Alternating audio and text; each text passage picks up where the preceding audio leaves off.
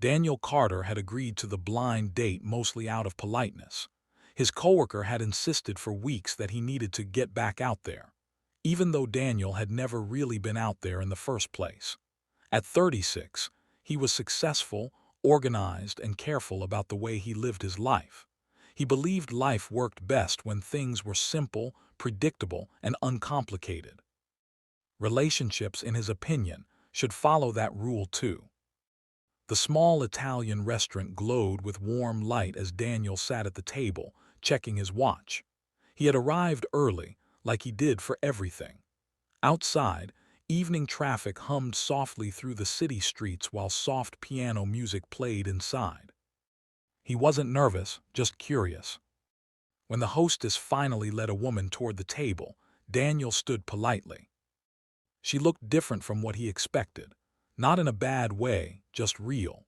She wore a simple navy dress, her dark hair tied loosely, and there was a calm strength in the way she carried herself. Her eyes held something deeper than the usual excitement of first dates. "Daniel?" she asked with a small smile. "Yes, you must be Alina." They shook hands and sat down.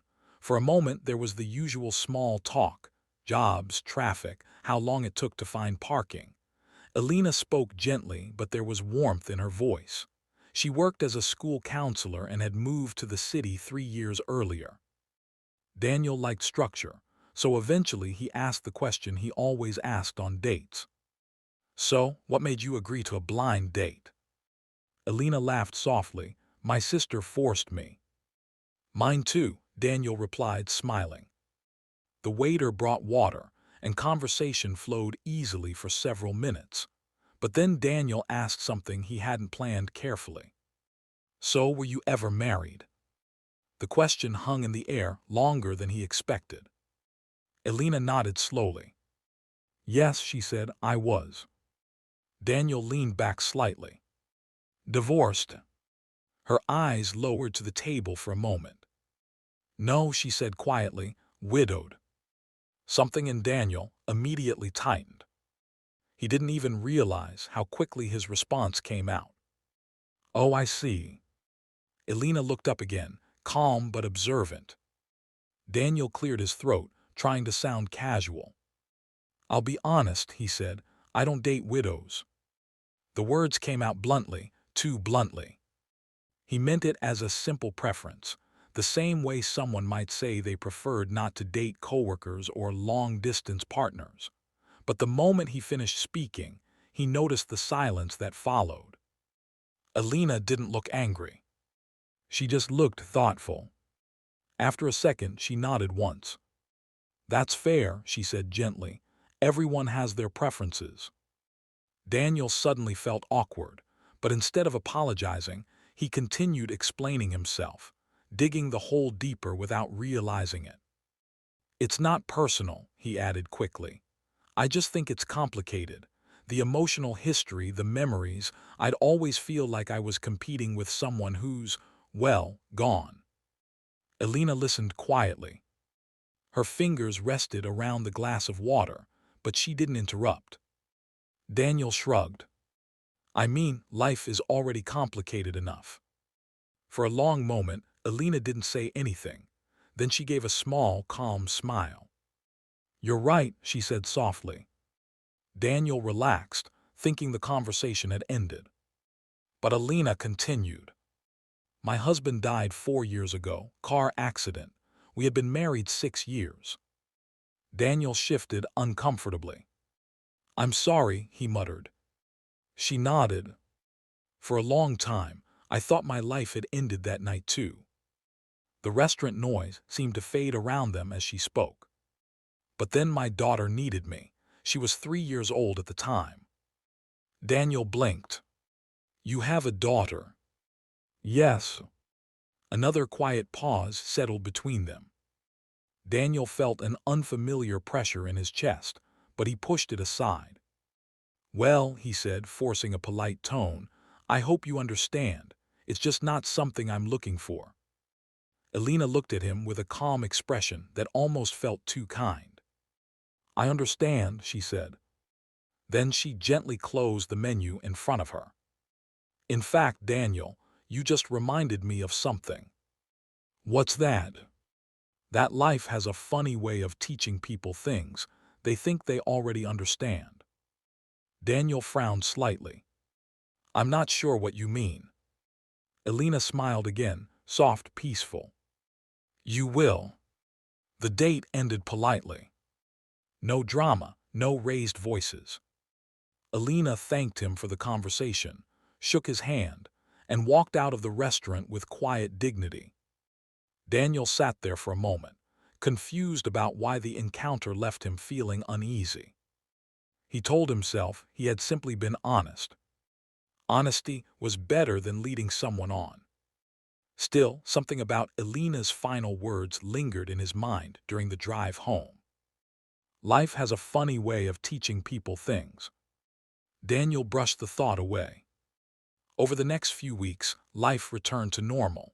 Work was busy, meetings filled his calendar, and he barely thought about the blind date anymore. Until one rainy Tuesday evening. Daniel was driving home late from the office when traffic slowed near an intersection. Red lights reflected across the wet pavement as cars crawled forward. Then suddenly, everything changed. A truck skidded through the intersection after losing control on the slick road. Daniel saw it too late. The sound of metal crashing exploded through the night. When Daniel woke up, the world was white. Bright hospital lights blurred above him. Pain wrapped around his ribs like a tight cage. For a moment, he couldn't understand where he was. Then he heard a small voice nearby. Daddy. Daniel turned his head slowly. A little girl sat beside the hospital bed, holding a stuffed rabbit. Her eyes were red from crying. Emma, he whispered. His 6-year-old daughter looked up at him with relief. You scared me, she said quietly. Daniel blinked. Memory returned all at once. The accident. The rain. The truck. A nurse stepped into the room. You're lucky, she said gently. Broken ribs, a concussion, but nothing life-threatening. Daniel exhaled slowly. Then he noticed someone standing behind Emma. A woman. She stepped forward, and Daniel immediately recognized her. Elena. His mind struggled to process the situation. You, he said weakly. Elena gave a small, surprised smile. I work here part-time as a counselor for trauma patients, she explained. Your daughter was in the waiting room after the accident. She was scared, so the nurse called me. Daniel looked at Emma again. She had clearly been crying for a long time. Elena continued softly. She didn't know who else to call. Daniel's chest tightened with guilt. His ex-wife had moved overseas months earlier for work. Emma usually stayed with a babysitter when Daniel worked late. Tonight, the babysitter had been unreachable. Emma had been alone. Until Elena arrived. The irony hit Daniel like another collision. He remembered his own words at the restaurant. I don't date widows. Life is complicated enough. And yet here Elena was, comforting his frightened child without hesitation. She had every reason to ignore him. But she didn't. Emma tugged Elena's sleeve gently. She stayed with me the whole time, Emma said. Daniel looked at Elena again, his voice quieter now. Thank you. Elena simply nodded. No child should sit in a hospital alone. Daniel felt something shift inside him. Something uncomfortable. Something humbling. For the first time, he wondered if his understanding of life had been shallow. Over the next few days, Daniel remained in the hospital recovering. Emma visited daily, often accompanied by Elena. At first it was practical. Elena simply helped watch Emma when Daniel needed rest. But gradually, something else happened. Daniel began seeing Elena differently. He watched the way she spoke gently with Emma, how she listened patiently to every small story, how she made hospital rooms feel less frightening. One afternoon, Emma was drawing pictures beside the bed. "Miss Alina's daughter likes unicorns too," Emma said casually. Daniel looked up. "She talks about her a lot." Alina smiled faintly. "She's 7 now." Daniel studied her for a moment. "Do you ever," he hesitated, searching for the right words, "do you ever feel like life stopped when your husband died?"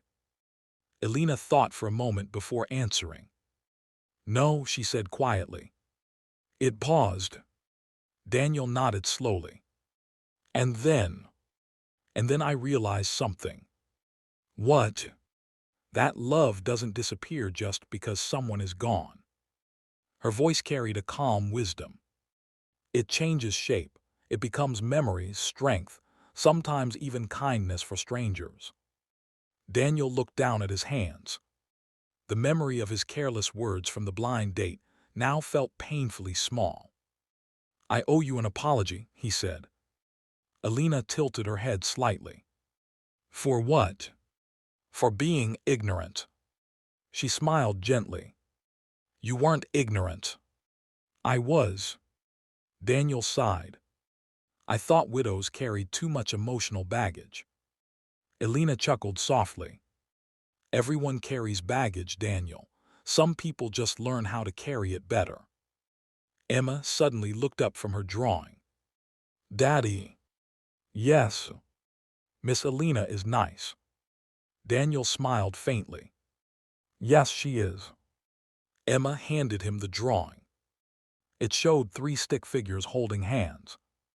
One tall, one medium, one small. Daniel blinked. "Who are they?" Emma pointed proudly. "That's you, that's me." "And this one?" Emma looked at Alina shyly. "That's her." The room fell quiet. Daniel glanced at Alina. She looked slightly embarrassed but amused. Daniel laughed softly. "You work fast, Emma." Emma shrugged. "She makes people feel safe."